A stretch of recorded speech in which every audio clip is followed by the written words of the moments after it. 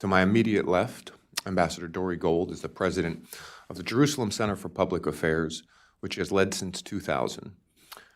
From June 2015 to October 2016, he served as Director General of the Ministry of Foreign Affairs in Israel. Before that, he served as an external advisor on international issues to Prime Minister Benjamin Netanyahu. Ambassador Gold has also served as a permanent representative of Israel to the United Nations and as an envoy to the Palestinian Authority, Egypt, Jordan, and the Gulf states. Dr. Arvind Gupta is the director of Vivekananda International Foundation, or VIF, one of India's premier think tanks. Prior to that, he served as Deputy National Security Advisor and Secretary of the National Security Council Secretariat from 2014 to 2017. He's also held the role of Joint Secretary in the Ministry of External Affairs from 1999 to 2007. He also served as the Director General of IDSA, which those of you who are familiar with India is their sort of premier defense think tank affiliated with the Ministry of Defense. He written 4 books and co-edited several more. His latest book, How India Manages Its National Security, was published by Penguin Random House in 2018. And to my far left is Heritage Fellow David Shedd, who's also an adjunct professor at Patrick Henry College, served in the U.S. government for nearly 33 years. In August 2014, he was named acting director of the Defense Intelligence Agency after serving 4 years as the deputy director. As acting director, he led the Defense Intelligence Enterprise workforce comprised of more than 16,500 military and civilian employees worldwide. Previously, he served as DNI's deputy director for policy plans and requirements, and on the National Security Council as a special assistant to the president and senior director for intelligence programs and reform. As I said, a very distinguished group of experts to talk today about India-Israel-U.S. trilateral cooperation, but also to talk about how their own security environments are changing. And I thought we might open up the discussion turning to each of the guests just to talk a bit about how they see the world, how their country's security challenges are shaping up, particularly over the last year, but in a contemporary setting. And then we could move to sort of drilling down a little bit deeper on opportunities for collaboration among the three before we open it up to Q&A. And I would like to leave certainly some time to get the audience involved. So with that, I turn the floor over to Ambassador Gold. Well, thank you. It's a real pleasure to be here at Heritage. I wrote one of my books.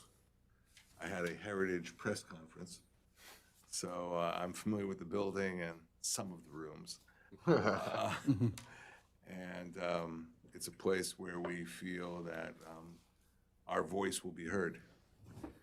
I think what I'd like to do is just give you a sense of how the strategic environment of Israel has changed. It was nearly 30 years ago that we had the Madrid Peace Conference, which launched what people call the Arab-Israeli peace process. And that was in October of 1991. And we're in a different situation now. You don't have to turn on the television. You see that the Gaza Strip has become a launching pad for rocket attacks against the state of Israel. The organizations involved, or the premier organization involved, is not just Hamas. It's Palestinian Islamic Jihad, which from our point of view is an extension of the Iranian security establishment. Now, and before I get into all of that, I just want to make it clear that when we asked ourselves 30 years ago, why was it that all of a sudden we were on the verge of some peace discussions with our neighbors, which were not possible in the 1980s, in the 1970s? And the answers were basically 3 critical factors. One, the Soviet Union had been defeated by the United States in the Cold War, and subsequently even collapsed. And therefore, we were in a new global situation, which allowed under the umbrella of American paramountcy, the states in the region to feel that they had to sit together and try and work something out. Very simple. That was the first condition. The second important condition is that after we made peace with Egypt in 1979, the last major Arab power that spoke about destroying the state of Israel was Iraq. But Iraq had been defeated by a coalition of countries after it invaded Kuwait. And that clearly, the fact that Iraq had been crushed and Saddam defeated, created a regional circumstance that was new. And third, if we looked around the Middle East for somebody who wanted to pick up Iraq's crown as regional leader with military options against the state of Israel, that country was Iran. But Iran had just finished an 8-year war with Iraq, and it was in no position to project military power in the direction of the Mediterranean and towards Israel. So that created a unique set of circumstances that allowed us to protect our security. What is happening right now? First of all,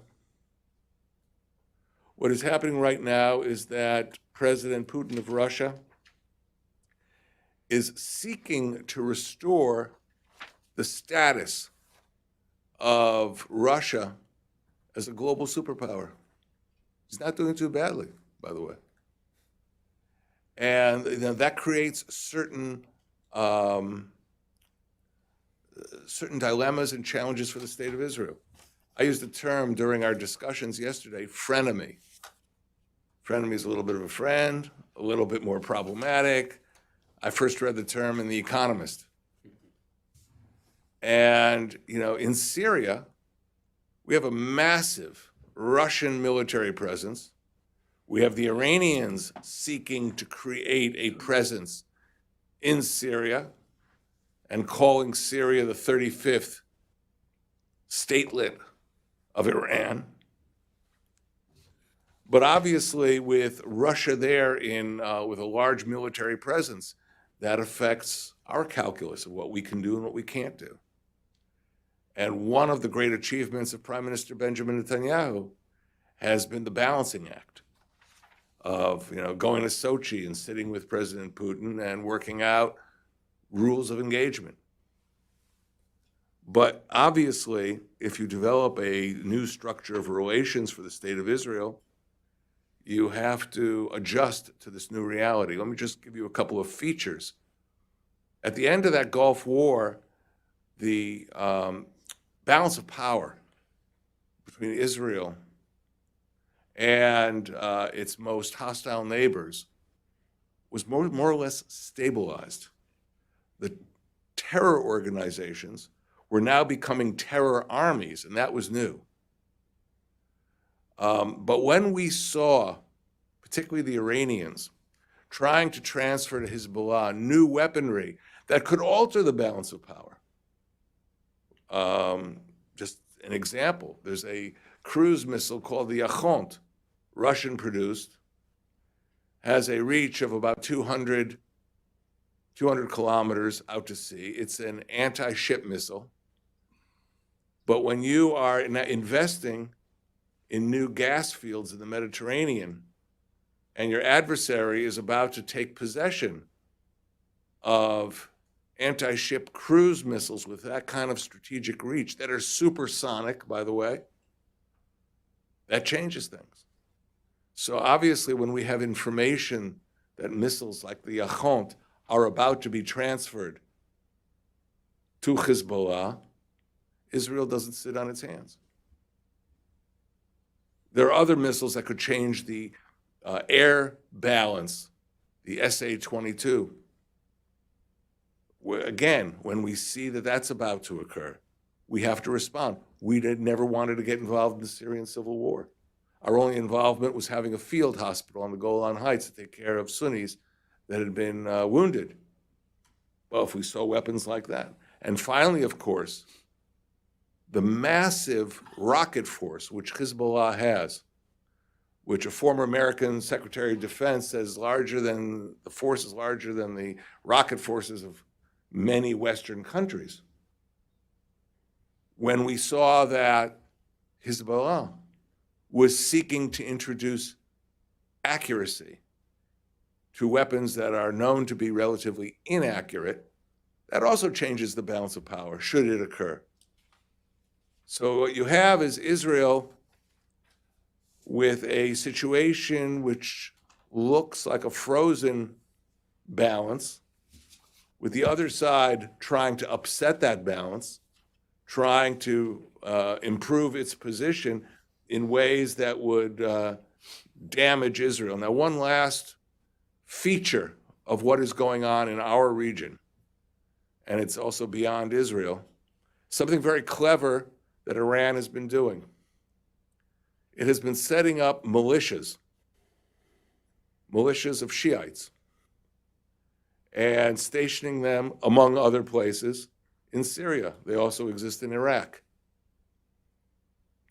And these Shiite militias allow Iran to become militarily active without killing, in those battles, Iranians. So you have a militia set up of Afghans who've been brought into Syria. You have a militia including Pakistanis. And of course, Iraqis who come into Syria to fight in the interests of Iran.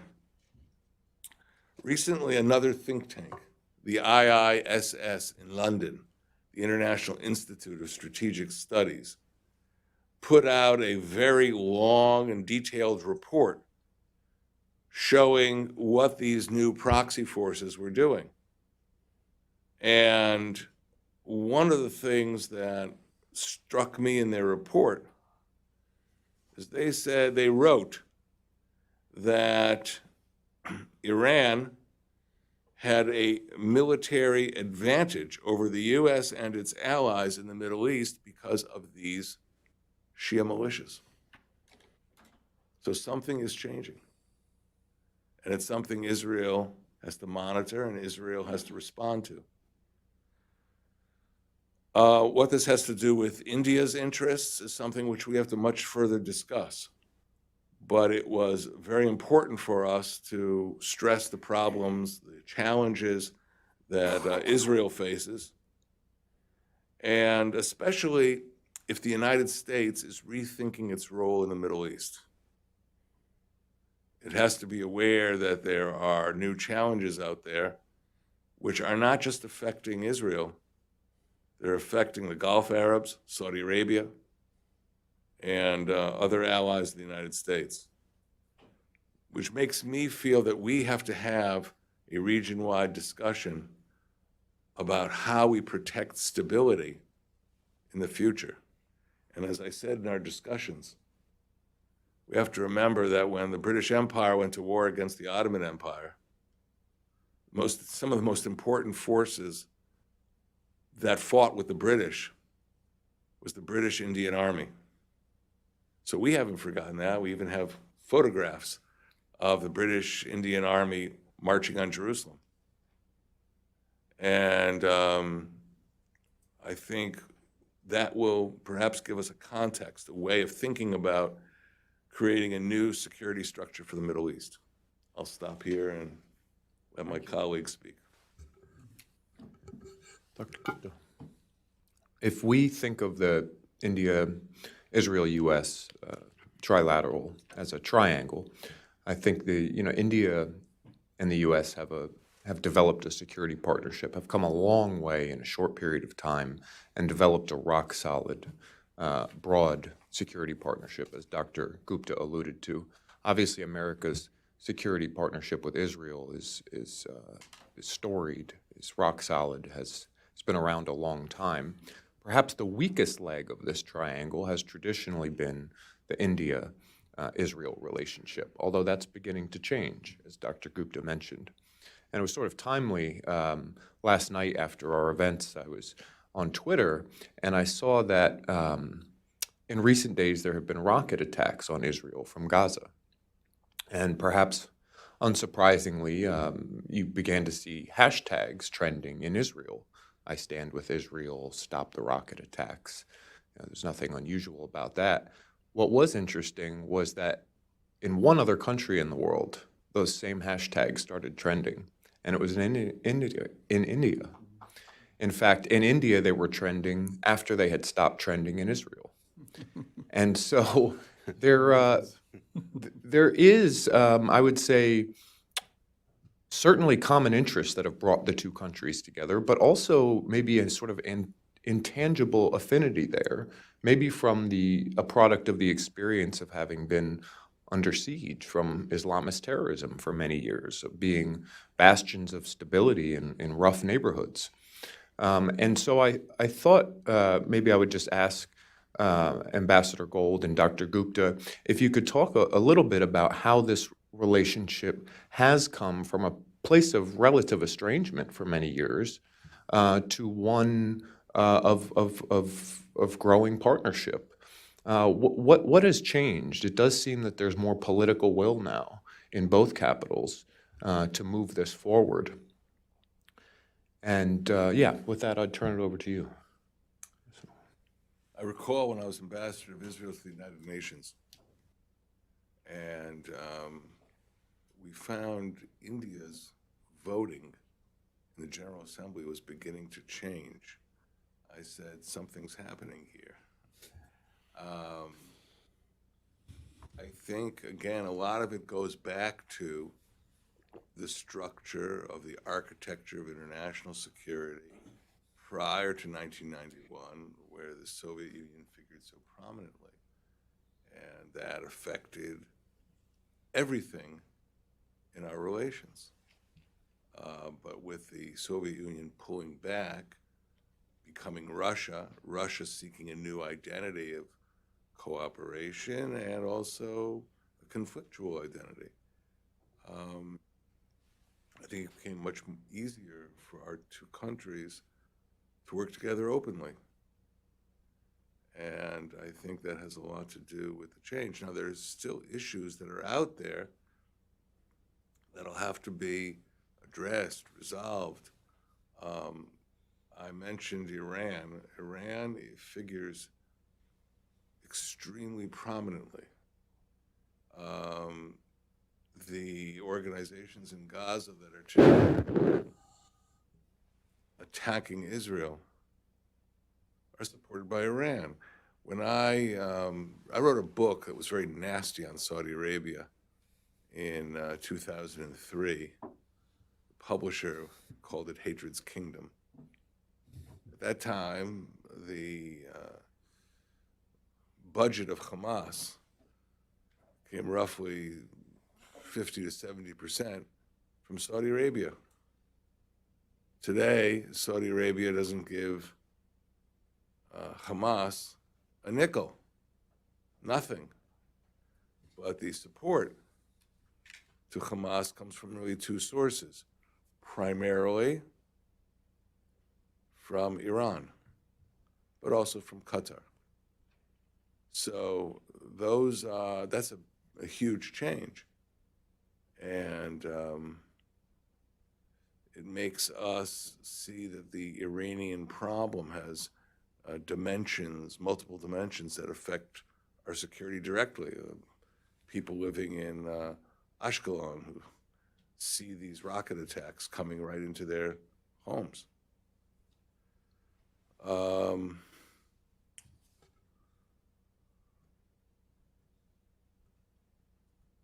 I think that some of the subjects that you raised or others have raised here, like the problem of North Korea interacts very closely with Iran. And so there may not be a security architecture yet for all of Asia, but there's a security architecture for the bad guys. And I think we have to be attentive to that. Pakistan was always very far away from us. And, but yet here, what did I tell you? I said, Pakistani Shiites are now in Syria. So what does that mean? So it means that I think we're going to have to put our heads together about how our backyards are affecting each other. I'll stop here. Thank you. Question here on the left, then we'll move up through. Thank you, everyone. My name is Jay Kansara. I'm with the India America movement. What strategies do your governments, and that includes the United States, have to mitigate the challenges that are presented in the domestic politics of the United States right now, as well as in countries such as the UK, where there is a nexus between anti-Semitic, anti-Israel forces as well as anti-Hindu and anti-India forces? We've seen this recently in the UK with these massive protests that have become somewhat violent in response to the abrogation of Article 370, as well as the anti-Semitic narratives that are finally being exposed in the Labour Party.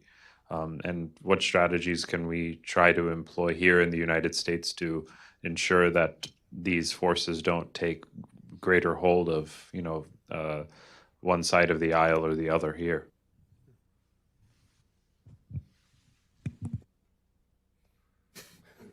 Here we go.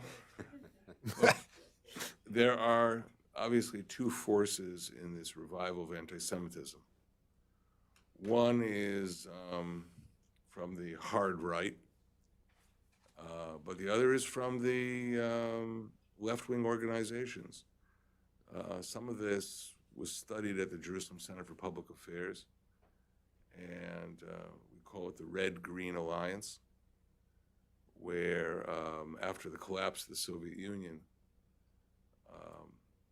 there were organizations on the hard left in Britain that needed to replace the kind of support, the kind of admiration that existed for the Soviet Union, and they looked to Islamist organizations. I didn't say Islamic, I said Islamist organizations.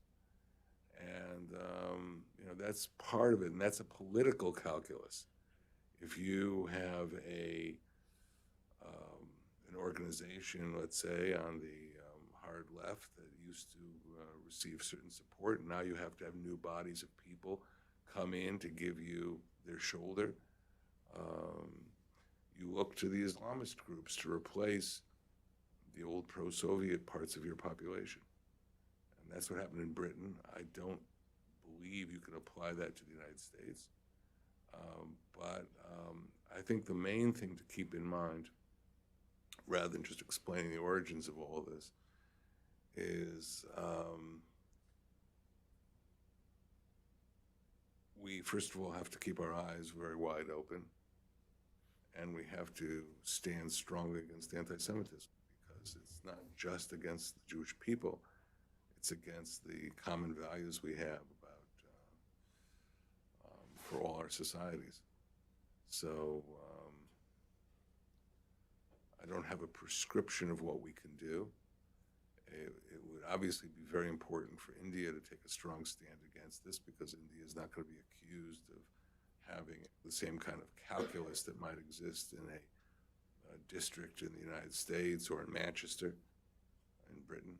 But I think all three of us should stand firm against it. And the same would be true of anti-Hindu sentiments or anti-Hindu actions.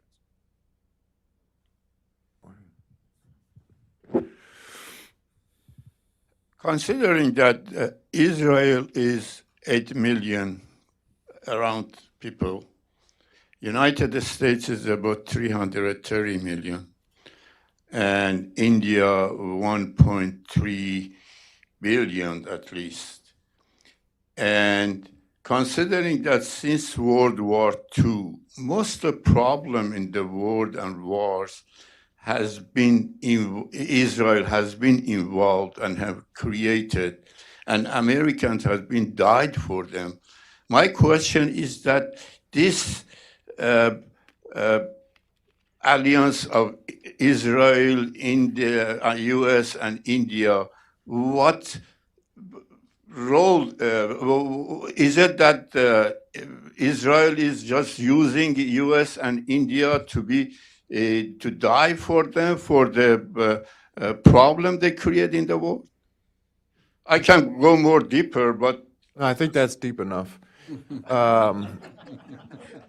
And I'm not sure how many Indians have died at Israel's behest in recent decades, but we did have a good question on the ideology of ISIS, perhaps living beyond its leaders, the ideology of Islamist terrorism. How do we grapple with this in the years ahead when killing the number one, the number two, the number three of these groups, it seems, we've been playing whack-a-mole for 15 years, for 20 years in some respects. How do you kill off an ideology, or at least begin to mitigate the damage it can do?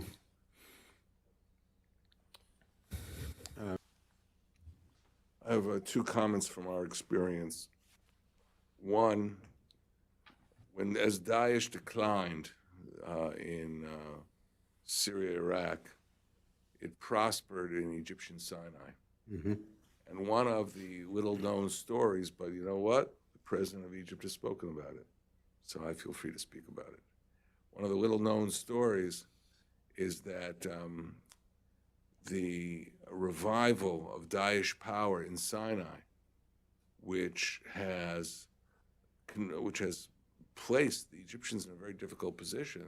The Egyptian war effort against Daesh has not been so successful, has led to Israel helping Egypt fight Daesh. And that is something that is going on along our southern front today as we speak. There was a second issue which this gentleman here in the center raised about, you said Indians dying for Israel? And Americans. Okay, that's a very cute comment, but it is, look, you can take that, that is, from my perspective, that is a false accusation which only springs hatred towards Jews in Israel, and therefore I reject it totally. Now, let me tell you something. As somebody who negotiated agreements in the name of the State of Israel, we repeatedly told our American friends that Israel will defend itself by itself. Do you see proposals to put in the Jordan Valley the 82nd Airborne? No. Do you see requests of us to Prime Minister Modi to put Indian forces on the area of the Golan Heights? No way. So it's a scenario that attracts a lot of anti-Semites. It has absolutely nothing to do with the security doctrine of the State of Israel. End of point. Sir, this is not an interactive dialogue. You've had an opportunity to ask a question. It's over.